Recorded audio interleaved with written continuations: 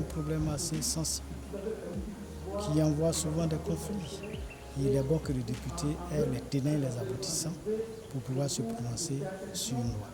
Je dois avouer que le travail que nos agents de force, nos agents des eaux et forêts font sur le terrain m'a vraiment émerveillé. Je suis très peinée, je vais vous dire ça comme ça, parce que nous sommes dans une mission nationale.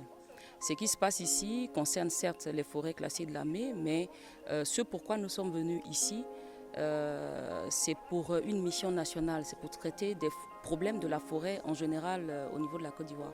Je constate que ici, Dieu merci, des moyens sont dégagés pour protéger cette forêt qui est déjà protégée suffisamment, qui n'est pas très dégradée, on va dire ça.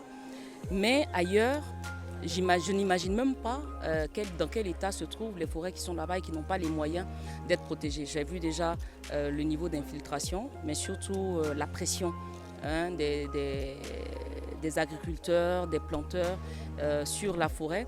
Et je devine bien que cela se passe de la même façon ailleurs.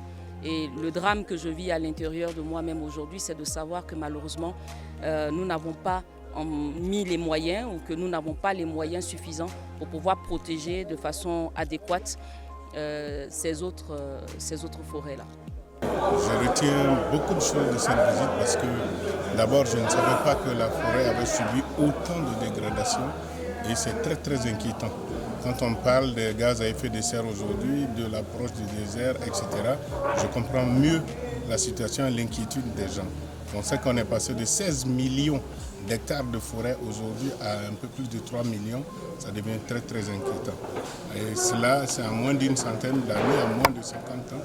Qu'est-ce qu'on va garder pour nos enfants futurs? Et cela, ça nous permet vraiment de mieux comprendre l'esprit et la lettre même de la loi que le gouvernement nous soumet à l'Assemblée nationale et de pouvoir mieux décider sur la protection de nos forêts qui est vraiment une nécessité aujourd'hui.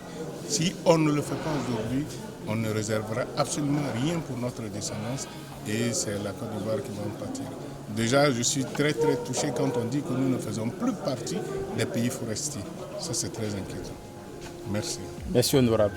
Je suis heureux, je suis très heureux de savoir que la forêt ivoirienne va être préservée parce qu'aujourd'hui, nous avions rencontré des acteurs, ceux mêmes à qui on a confié la gestion de ces forêts, qui sont déterminés à la protéger.